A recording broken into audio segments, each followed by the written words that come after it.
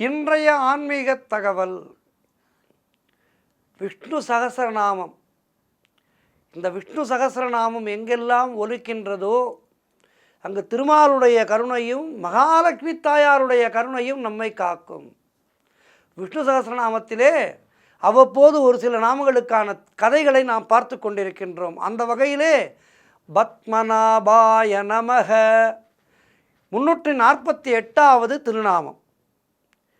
இந்த திருநாமங்கள் 346 முதல் 351 வரை வைகுண்டத்திலே உள்ள பரவாசுதேவனுடைய திருமேனி அழகினை வர்ணனை செய்வதாக கூறப்படுகின்றது. திருமங்கை ஆழ்வாருக்கு திருமாலிடம் இருக்கின்ற காதல் உச்சத்தை தொட்ட அளவிலே பரகால நாயகி என்னும் பெண் தன்மையை அடைந்தார் திருமங்கை ஆழ்வார். அந்த பரகால நாயகி அவ்வப்போது தலைவனாகிய திருமாலை சந்தித்து அவனோடு உறவாடுகின்றாள். இந்த காதலை பற்றி கேள்விப்படுகின்றாள் நாயகியினுடைய தாய். பெண்ணே, இது நம் குடும்ப மானத்துக்கு ஏற்ற செயலா என கேட்கின்றாள். நீ இப்படி ரகசியமாக காதல் கொள்வது நம்முடைய கௌரவத்துக்கே இழுக்கல்லவா என சொல்லி தலைவனை சந்திக்க விடாமல் பரகால நாயகியை தடுத்து விடுகின்றாளாம் தாய். பரகால நாயகி தன்னை சந்திக்க வராதபடியாலே அவளுக்கு என்ன ஆயிற்று என அறிய விரும்புகின்றார் தலைவனாகிய திருமால். பரகால நாயகி ஊருக்கு வெளியே உள்ள ஒரு பூந்தோப்பிலே பூக்கொய்ய சென்றிருக்கின்றாள் என்ற செய்தியை திருமால் கேள்விப்படுகின்றார். வேட்டைக்காரனாக வடிவம் பூண்டு இடக்கையிலே வில்லும் வலக்கையிலே அம்பும் முதுகிலே அம்புரா தூணையும் தாங்கியபடி அந்த பூந்தோப்புக்குள்ளே நுழைகின்றார் திருமால். தலைவனும் தலைவியும் ஒருவரை ஒருவர் சந்திக்கின்றார்கள், ஆனந்தமாக இருக்கின்றார்கள். அதைப்பின் தலைவனாகிய திருமால் என் ஊரான திருவரங்கத்துக்கு போகின்றேன் என்று சொல்லிவிட்டு புறப்பட்டு சென்று விடுகின்றார். அதன்பின் அவளது தோழி வந்து தலைவியை சந்தித்து, தலைவன் வந்தானா, அவன் எப்படி இருந்தான், அவனை பற்றி எனக்கும் சொல்லு என்று கேட்கின்றார். அதற்கு பரகால நாயகி இப்படி அழகாக விடை அளிக்கின்றாளாம். இதிலே நம்முடைய தெள்ளு தமிழ் எப்படி விளையாடுகின்றது என்று பாருங்கள். மைவண்ணன் அருங்குஞ்சி குழல் பின்தாழ மகரம் சேர்க்குழை இருபாடு இலங்கி ஆட எய்வண்ண வெஞ்சிலையே துணையாயிங்கே இருவராய் வந்தார் என் முன்னே நின்றார் கைவண்ணம் தாமரை வாய்க்கமலம் போலும் கண்ணினையும் அரவிந்தம் அடியும் அக்தே அவ்வண்ணத்து அவர் நிலைமை கண்டும் தோழி அவரை நாம் தேவர் என்று அஞ்சினோமே என அழகாக செந்தமிழிலே பாடுகின்றார். இந்த தமிழானது கேட்பதற்கு எத்தனை சுவையானது என்பதை இப்படிப்பட்ட பாசுரங்களையும் இப்படிப்பட்ட செயல்களையும் படிக்கும்போது தெரியும். தோழியே, அலகலகாயிருக்கும் குழல் கற்றைகள் பின்னே அலைந்திட இரு காதுகளிலும் மகர குண்டலங்கள் அசைந்திட தெய்வத்தன்மை மனிதத்தன்மை இரண்டும் தோற்றிட கையிலே வில்லேந்தி கொண்டு தலைவன் என் முன்னே வந்து நின்றான். அவரது திருமேனியின் ஒவ்வொரு அங்கமும் தாமரை போன்றிருந்தது. அவரது திருக்கரங்கள், திருவாய், திருக்கண்கள், திருவடிகள் அனைத்துமே தாமரை போன்றவை என ஸ்லாகிக்கின்றாள் தன்னுடைய தோழியிடம். கைவண்ணம் தாமரை, முதலில் தாமரை போன்ற கரங்களால் என் கைபிடித்து கொண்டார். வாய்க்கமலம் போலும் தாமரை போன்ற திருவாயினாலே இன்மொழிகள் பேசினார். கண் இணையும் அரவிந்தம் தாமரை போன்ற திருக்கண்களாலே பேசி தனது காதலை என்னிடம் தெரிவித்தார் என அழகாக சொல்கின்றார். அடியும் அக்தே, அந்த கண்ணழகுக்கு தோற்ற நான் அவரது தாமரை போன்ற திருவடிகளில் விழுந்து அவற்றை கெட்டியாக பிடித்து கொண்டேன், பற்றி கொண்டேன்.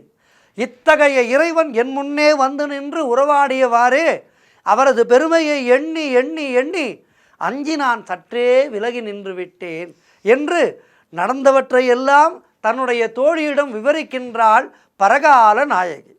இத்தகைய அற்புதமான அகத்துறை பக்தி பாசுரத்திலே வருகின்ற கைவண்ணம் தாமரை வாய்க்கமலம் போலும் கண்ணினையும் அரவிந்தம் அடியும் அக்தே என்ற தொடரிலே தாமரை, கமலம், அரவிந்தம் அனைத்துமே தாமரை மலரை குறிக்கின்ற வார்த்தைகள். அதாவது திருமாலின் ஒவ்வொரு அங்கமுமே தாமரை போல இருக்கின்றது என்பதே இதனுடைய உட்பொருளாக இருக்கின்றது. ஆக அந்த தாமரை என்ற ஒரு வார்த்தையை மட்டும் சொல்லாமல் தாமரைக்கு இணையான பல வார்த்தைகளை கோர்த்து அழகான ஒரு மாலையாக கட்டிவிட்டாள். தாமரையில் நாம் காணக்கூடிய குளிர்ச்சி, அழகு, மென்மை, நறுமணம் போன்ற நற்பண்புகள் அனைத்தும் மேலும் சிறப்பாக இறைவனுடைய அங்கங்களிலே உள்ளன என்பது தாத்பரியம். அந்த வகையிலே திருமாலின் உந்தியும் தாமரை போலவே இருக்கின்றது. தாமரைக்கே உரிய குளிர்ச்சி, அழகு, மென்மை, நறுமணம் ஆகிய அனைத்து நற்குணங்களும் நிரம்ப பெற்றிருக்கின்றது என்று சொல்கின்றார். தாமரை போன்ற உந்தியை உடையவராக திருமால் திகழ்வதால் அவர் பத்மநாப என அழைக்கப்படுகின்றார். பத்ம என்றால் தாமரை, நாபி என்றால் உந்தி, பத்மநாப என்றால் தாமரை போன்ற உந்தியை உடையவரே என்று அர்த்தம். அதுவே சகஸ்ரநாமத்தினுடைய 348வது திருநாமம் ஆகும். ஆகவே இந்த பத்மநாப என்ற திருநாமமானது பல இடங்களிலே வருகின்றது. அந்த இடங்களிலேயும் இது தாமரையையே உதாரணமாக கொண்டு வருகின்றது. சிறப்பான இந்த சொற்றொடரை நாம் அனுதினமும் சொல்லி பத்மநாபனுடைய திருக்கடாட்சம் பெற வேண்டும்.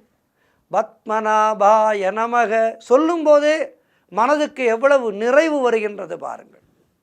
348வது திருநாமமாக வருகின்ற பத்மநாப என்பது பரவாசுதேவனை குறிப்பதால் அதற்கு பொருத்தமாக தாமரை போன்ற உந்தியை உடையவர் என்று அழகாக கோர்க்கின்றார். ஆக இந்த சகஸ்ரநாமம் என்பது நமக்கெல்லாம் தெவிட்டாத ஒரு நாமம் என்பது இதிலிருந்து தெரிகின்றது. பத்மநாபாய நமக என்று தினமும் சொல்லி வரும் அன்பர்கள் உடல் பருமன், உடல் அதிக எடை போன்றவை இல்லாமல் அளவான ஆரோக்கியமான உடல் அமைப்போடு திகழ்வார்கள். அதற்கு திருமால் அருள் புரிவார் என்று சொல்லப்படுகின்றது.